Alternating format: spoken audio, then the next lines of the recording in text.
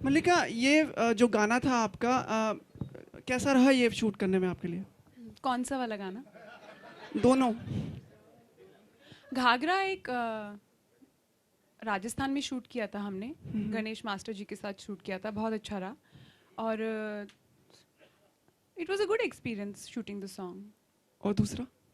जो दूसरा गाना था एक्चुअली वो बहुत इंपॉर्टेंट गाना है फिल्म के लिए, क्योंकि वो एक रिकॉर्डिंग कर रही है। तो हर डिटेल पे ध्यान देना बहुत ज़रूरी था। And in all seriousness I am saying, because वो सीडी रिकॉर्ड करी है, that CD is a insurance against that corrupt politician. उस सीडी के थ्रू ही वो अपना फ्यूचर आगे बढ़ा पाएगी। तो इसलिए, और ये गाना बहुत अनकंफर्टेबल था शूट करने के लिए। किसी भी एक्ट्रेस के लिए ये गाना इजी नहीं हो सकता, मेरे लिए तो नहीं था। ओम जी इतने सीनियर एक्टर हैं, लेकिन ये गाना बहुत ज़रूरी था शूट करना फिल्म के लिए। Thank you.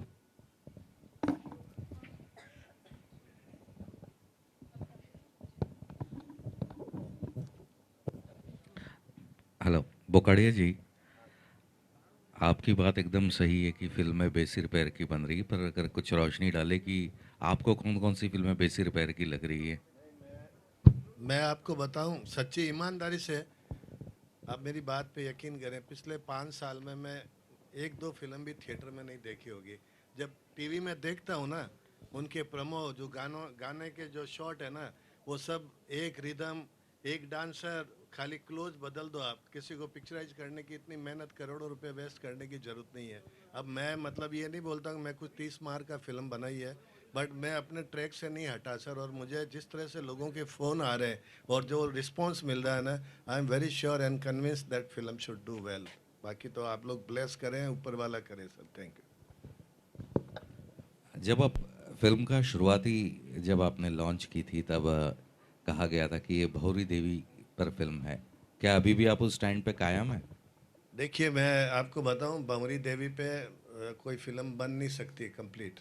एक तो क्या है, उसका केस चल रहा है अभी कोर्ट में, और वो जो भी है विलन और वाट एवर इट इज़, उसको पनिशमेंट नहीं होता तो पिक्चर कंप्लीट नहीं होती अपनी हिंदी फिल्म।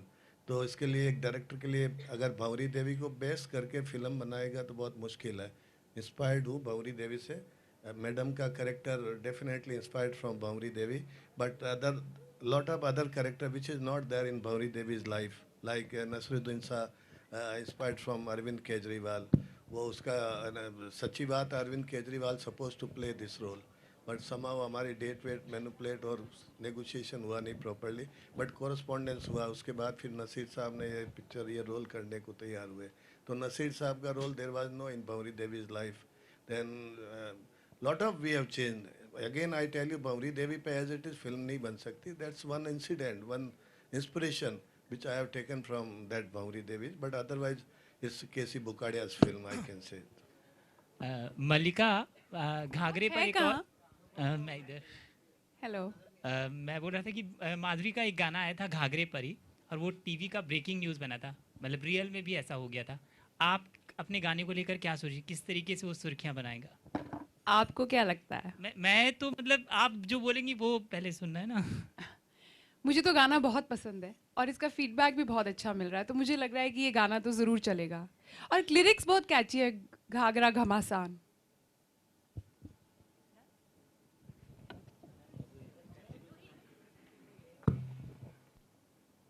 हाय मल्लिका। हेलो। या आपसे पूछना चाहेंगे कि आप अक्सर महिलाओं की बात करती हैं, महिला सशक्तिकरण की बात करती हैं। अगर अनोखी देवी की हम बात करें तो किस तरह से वो महिला सशक्तिकरण का परिचय दे रही है? अनोखी ज़िंदगी में ऊपर आना चाह रही है। बहुत गरीब घर से है और वो बहुत ही महत्वाकांक्षी औरत है, और अपनी महत्वाकांक्षाओं को पूरा करने के लिए वो अपने जिस्म का इस्तेमाल कर रही है एक शस्त्र की तरह, और उसे ये अच्छी तरह मालूम है।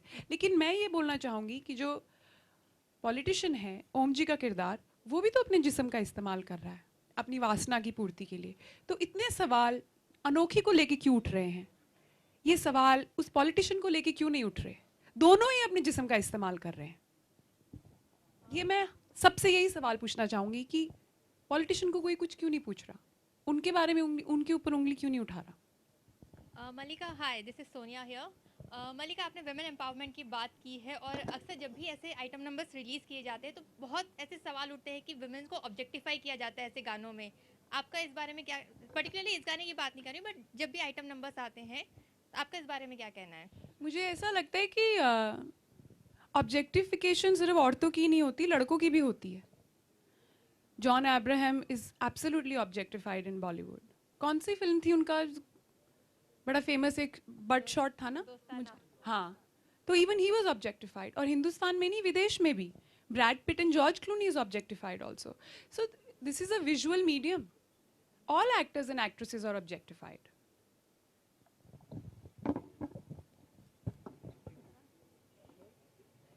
लेकिन सवाल ये है जो आपने मुझसे पूछा, ऑब्जेक्टिफिकेशन है, लेकिन हमारे ही समाज में ये सवाल औरतों को लेके क्यों उठते हैं? This we have to ask ourselves. और कहीं नहीं उठते. ये आइटम नंबर हीरोज भी तो करते हैं, उनको तो कोई कुछ नहीं कहता. मलिका, प्रियंका भी अब फिल्म कर रही हैं, मैडम जी. वो भी पॉलिटिशियंस पर ही आधारित है. Do you see the competition with her? क्या कंपटीशन, कहाँ का कंपटीशन? प्रियंका पीछे, आप आगे. मैडम जी और डर्टी पॉलिटिक्स दोनों एक ही रिंग में खड़ी हैं. Let the best win. Dirty politics का कोई कंपटीशन नहीं है और मैडम जी तो बिल्कुल भी नहीं है कंपटीशन. क्यों? ये मेरी सोच है, ये मुझे ऐसा लगता है. मैंने वो फिल्म देखी नहीं है, लेकिन मैंने डर्टी पॉलिटिक्स देखी और मुझे लगता है डर्टी पॉलिटिक्स एक बहुत ही अच्छी फिल्म बनी है. कितने करोड़ बना लेगी फिल्म? इसका जवाब मैं नहीं दे सकती. I am not a distributor, I am not a producer. तो मापदंड क्या रहेंगे? मतलब व्हाट विल बी ये द, बुकाड़िया जी बताएंगे. भाई वो जब खुद पे बात आती तो आप टाल देती हो. हाँ, मतलब जब कोई सवाल आप पर आता है तो but I don't know the answer. I don't know how much money the movie will make. मुझे नहीं मालूम. मैं कोई बनिया थोड़ी हूँ जो बैठ के अपना ये तो बनियों का काम है, तो फिर अकाउंटेंट्स का काम है. And I mean that in all respect. तो फिर यार्डस्टिक क्या रहेगा सक्सेस का? सक्सेस का यार्डस्टिक ये रहेगा that people who have put in money should not lose money, because every actor, director has this responsibility. And the other yardstick is that my fans should like it. They should not be disappointed. For me, these are the two yardsticks. And I'm very happy with my own performance. I'm very happy कि मुझे इतने अच्छे NSD actors के साथ काम करने का मौका मिला. That is my yardstick.